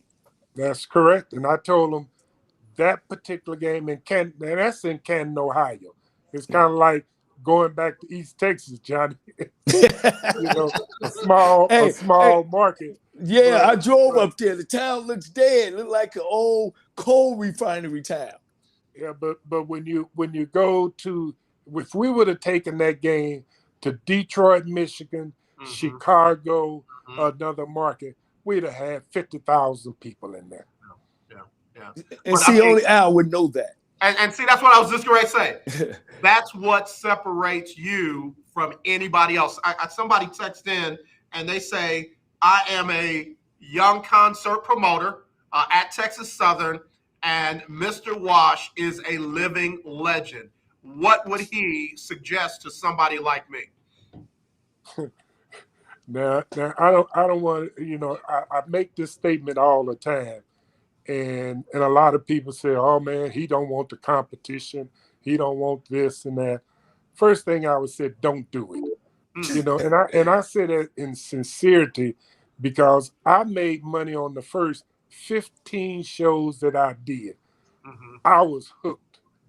It was like I was hooked on it. But if I'd have lost money on those first 15 shows, I wouldn't be sitting there talking to y'all today. Wow. You know, but it's a lot different today than it was 40 years ago, because we had a $7 ticket, you know, now the tickets are $30, $40, $50, you know, and concert business, you know, we had a $10 ticket. Now you got $100 tickets for concerts. It costs more in radio stations, it costs more to rent the facilities. It takes a lot more. And if you're not doing, the name of the game is volume in anything. If you're not doing the volume of shows that you need to do, then, you know, if you go out there and lose $100,000 on one show, and your next show is 6 months down the road, how you gonna maintain? Wow. You know, Yeah, that's not but a good business model right there. If you do 150 to 200 shows a year, I've done 400 shows in 1 year, knowing that I wasn't gonna make money on all 400. But what if I lose on 100 of them? I had 300 wins. It's a business. It's like anything else. And the first thing that if you're going to be serious, you got to treat it as a business and be able to maintain the business. And you can't come in there thinking one show and you're going to make money and you're going to go out and spend it and party and then you're going to try another show. It just don't work that way today. That's wise, sage advice, and I'm glad that you were able to speak into that young person's life. He's somebody who's near and dear to my heart, and I really wish him well. But again, I heard you loud and clear, so I'm going to reiterate what you said to that young man. Mr. Wash, how did you get started? What made you say one day, this is what I want to do? I didn't say one day this is what I wanted to do. I started by doing a track meet. And all my buddies that I had, and I played a little ball, and all my partners from the Oilers and the Broncos and all over the league, the NBA basketball, we would just come in and do like a superstar competition. And I had a Fat Man 40, anybody over 250 pounds that could run in this race. I had a 60-yard bikini strut. You know, I had all the club owners that wanted to put a lady in the. Uh-oh, Mr. Wash, we done lost your audio. I need your audio back. Hold on. What happened? Hold on, Al. Uh-oh. Let me try and get him back. Okay, say it again. See if we can hear you again.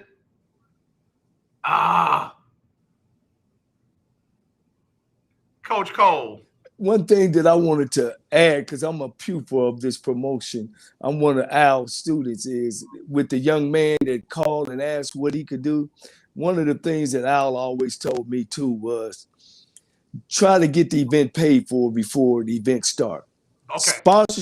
Sponsorship. Right. Try to get the event paid before you walk in there. Where if it goes flat, it's already paid for. You know, and that's a big thing. And Mr. Wash can try say something, see if we can hear you. Can you hear us? We can't hear him. I know he's got somebody right there working with him. Text him and say we can't hear. Okay. He dropped off. Oh, okay. He just came back. Okay. Al. I can hear him. We got to get him back. But to your point, I used to, allow people to rent our church out for different events, and those are small compared to what you're talking about. But one thing I told them, you can't be in the account room counting up money trying to figure out if you're going to pay your people. If you don't have the money to pay your guests and your workers and all that before you get in here, you're not going to make our name look bad. But they still. Washington. Can y'all hear me? Yeah, we can hear you, Al. What I do? Microphone permission denied. Tell we can hear him. Yeah, we can hear you loud and clear. Tell him we can hear him. Text him we can hear him. Uh-oh. Man, this new technology, man, with these things. Yeah. All right, let me. Guess what? Fred is back. We got Brother Jones back. Brother Jones, how you doing? Can you hear us? Can you hear me? Yeah, we can hear you. Right, let me see if we got. Okay, I think we got all four of them now. Hold on a second. Yep, we all here. We everybody here now. All right. Mr. Wash, you were saying you started with a track meet. Tell us about that. Pick that up here. I started doing a track meet years ago, and kind of like superstar competition, and we had the linemen throwing a shot put. And we had, like I said, a 60-yard bikini strut with the women in the club, because that's why we had to market it in the clubs. Yes, so, and we had a party after the game, and after the event, and we just had it was just clean cut fun. I had the Tony Dorsetts, the Earl Campbells, the Hollywood Henderson, the J.V. Canes, Wayne Morris, and I had guys that came from everywhere. Ronnie Coleman, there with all, and and the first show I did in the business was a blues show because they wouldn't sell me no big talent, and that was Johnnie Taylor, and I'm sitting in his office today. I bought his office out of his estate, and that's where my office is today. I own the building that Johnnie Taylor owned, and that was the first show I did on a Monday night at the Longhorn Ballroom. Didn't know what I was doing. Put Benny Latimer on the show. Didn't need him. I sold the show out and turned people away, and it was history after that. We went from Johnnie Taylor to Billy Jackson, B.B. King, Bobby Bland. Used to do shows down in Houston, the Continental Showcase. In Houston. So, and then when the football came along, and then comedy got popular, plays, I just moved with the time. Yes, sir. Yes, sir. Now, look, you got your brother from a different mother on there. How did you and Brother Jones meet? Brother Jones, you tell us how y'all met.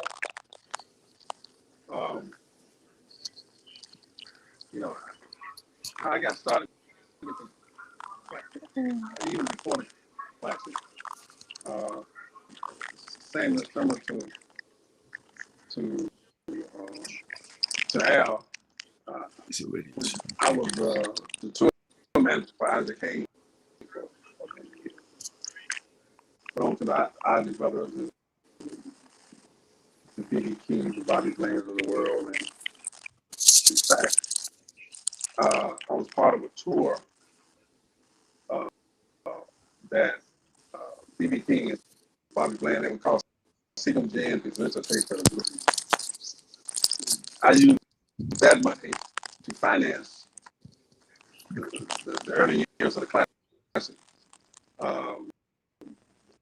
We talk about sponsorships. Johnny mentioned that. I started the classic. I got my first sponsorship for the first classic 2 weeks before the classic. I got $10,000. That's all I got. The rest of it was money that I had part of the contract for producing that tour that I used to finance the tour, because it was 4 years of losses trying to right the ship, and it just took a while to get it done. So, but fast forward today, if you try to, if the losses would be so big, you couldn't sustain yourself if you were losing the kind of money that we did. Wow. We did in 1990. Wow. It was a different universe than it is today. That, like Al mentioned, how much things cost. It's just tremendous, the cost. You can have a show, and not to belabor this point, you can have a show today, and the show can gross $1 million. Mm-hmm. You still lose money because of what things cost nowadays. It's just tremendous. You have to have a different set of. You have to understand this. I guess the one thing for me, my degree is not in promoting shows or marketing. My degree is in finance and accounting. I got you. Okay. I came out of the banking system into this business. So you had a firm financial accounting background is what you need more than anything else. Well, you need to start there, and in order to do all the things that you're trying to do. I think that's outstanding. You and I have a similar background. Coach Cole, unfortunately, we got to get ready to wrap it up. I want you to go ahead and say whatever you need to say about these two great men before they go. Well, I always believe that you got to know what's in your history to go forward and to go forward successful. The knowledge and the proven record of what these two gentlemen have done and have done for me, to see the professionalism and how you could take something and make it out of a great big event. I hope the universities that still help these young men don't get into a dollar war, because the game is bigger than just the game. I think it's about people, it's about Black people, it's about African Americans coming together and doing things first class. And I hope these guys are handing the batons off to other young fellas and bringing things around. And I hope the universities are listening, and athletic directors at HBCUs are listening to this show to be able to call these gentlemen on the phone and get them to the table. Coach and Cole, I want to thank them for that. Coach Cole, you know they listening. You know they listen. And for no other reason than because you on the show, you know they listening. Well, look, I'll be honest. I didn't get where I was thinking that I was the guy. I mean, I've sit with Fred, I've sit with Al, and I listen. I just listen to them. Like I've been able to listen to Eddie Robinson and Marino Cassim and W.C. Gordon. You know, my success just wasn't from me. You know, and I'll let anybody know. And again, I want to thank them too, because they didn't have to do this. Correct. You know, absolutely. They didn't have, you know, we talk about football and sports on this show, but we want to make sure that this show is about African American leaders like these two. Correct. Brother Wash, why don't you go ahead and have your final remarks? Well, you know, I remember when Johnny, when he was hired as the head football coach, and I was promoting one of the games, and I said the only thing that fit a commercial. Now I take pride in designing radio spots. I put that song on there, Cold-Blooded. Cold-Blooded. That's right. We had them coming in from everywhere in Houston, and Johnny turned that game, that whole program around at TSU, and I love it. I love people when they win. I love them if they lose. I tell people I win if the stands are full. There you go. You can market. Johnny is a marketing tool also. We talk about the Eddie Robinson and Marino Cassims and everybody, but Johnnie Cole does a very good job in marketing whatever he's involved with. I have said it myself. I've seen it myself. The stands have never been full like they were when Coach Cole was over there. I'll just leave it at that. Coach Cole, don't say nothing. AJ said that. Brother Jones, go ahead and have your final remarks as well, please. We want to thank you for making time to come on as well. Well, you know, this has been a very pleasant journey, handling without difficulty. But we were talking about legends and of why you got into this. But I need to say something about Johnny's other LC. Yes, sir. Because he turned that around when Jack Stabler was in the team in the Classic, won every year. And I remember him saying at the coaches' luncheon, "We're gonna kick this door down." That's right. That's right. The start of Tennessee State winning on their long streak in the Classic, but I have to say that without the people that have made the W.C. Gordons, the Eddie Robinson and people like that, who really understood what being in the Classics, what the Classic meant, has made all the difference in the world. And I think right now, there's a golden opportunity for HBCUs, and with not only with Classic, but just with the school period. But they need to take advantage of it and become students of the game. I had Al Washington talk to. I had other people that came along to help me that I could talk to. They need to talk to people today to get an understanding of what it takes to move everything forward. And that's become very critical because it's a golden opportunity now. When that door is wide open, but you need to take advantage of it and you need to manage it properly. Gentlemen, I can't thank y'all enough. Y'all have blessed us in so many different ways today, and we got to find a way or a place or a time to bring them back on, even have them in studio so folks can see them. Coach Cole, you outdid yourself today. So I'm glad we talked about this instead of that little bitty football game that we went to together on Saturday when that little old school found a way to pull that one out. But we got to get ready to go. Coach Cole, go ahead and have the closing remarks, and then we'll go ahead and wrap it up for today. Well, again, TSU broke an 18-game losing streak. And, of course, I'm proud of that. We had some real upsets this week, with the game with Mississippi Valley winning. Alcorn beat Grambling. Jackson State, oh, man, it wasn't no contest.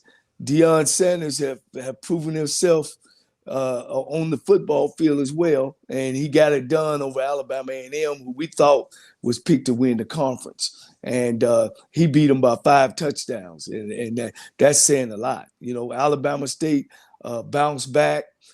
Prairie View was off. Pine Bluff dropped another one, and I understand they're having some coaching issues there, as well as Bethune-Cookman didn't get better. So it's a lot of parity in the conference. It's a lot of surprising happening. I think people ought to start paying attention more to Black college football because the parity makes it better. You don't have just one dominant team just yet. Jackson State made a big stride this past weekend, but hey, they got a big one next weekend against Alabama State. So I was excited about looking at the results. Of course, you want to see good football. Absolutely. So again, AJ, thank you for this display, this show. Again, thanks out to my guests, to my mentors, and I look forward to next week. Gentlemen, y'all all have a blessed day, and thank you again for blessing us on the legendary KYOK and the all-new 92.3 FM. We'll have y'all back again soon, okay? All right, gentlemen. All right. Y'all take care. All right, y'all, we got to get ready to wrap this up. What a great, I feel like I have just sat at the feet of wisdom and greatness today. Man, if you did not get a chance to hear this show, if someone did not get a chance to hear the show, I strongly recommend that you get a copy of it from YouTube or Twitter or from my personal page and share it with them because man, they shared some wisdom and some knowledge and some history that you just don't hear everywhere else. I'm not knocking other people's shows, other networks and what have you, but I don't take it lightly when I get blessed with a Fred Jones and Al Wash and Coach Johnnie Cole. So we got to get ready to go. Let me give you a quick sports update before we go. Texans blew a 22-9 lead and lost 25-22 to New England. They're going to visit Indianapolis Sunday. The Cowboys improved to 4-1 after beating the Giants 44-20. They will visit New England Sunday at 3:25. New Orleans beat the Washington football team 33-22. They will visit Seattle next Monday night. And then, of course, A&M got it done. They knocked off number 1 Alabama 41-38. Oklahoma came back from a big deficit to beat UT 55-48. Other games from around the state. The Roadrunners of UT San Antonio beat Western Kentucky 52-46. Jacksonville State beat Stephen F. Austin 28-24. Northwestern State beat Houston Baptist 21-17. It was Ottawa College beating Texas College 48-6, and Texas Southern beat Southern 35-31. I cannot forget Sam Houston State. They are the leaders in the FCS division. They beat Lamar 41-7. Astros blew a 5-1 lead. They lost 12-6 to the White Sox. They are about to – no, that game has been rained out. We'll let you know when Game 4 will be replayed. Boston beat the Rays last night 6-4 in 13 innings. They trail in that series 2-1. And then, of course, there is preseason basketball going on. We'll talk about it when the real stuff gets going. I did get breaking news, though, before I came on the air that Ben Simmons may be going back to the Philadelphia 76ers if it has not already happened. All right, as always, let's not be divided. Let's be united. I love you, and there's nothing you can do about it. So y'all have a blessed rest of your day. Lord say the same. We'll be back tomorrow with Talk Your Team Tuesday on the lunch break. All right, y'all. We'll talk to you later. Take care.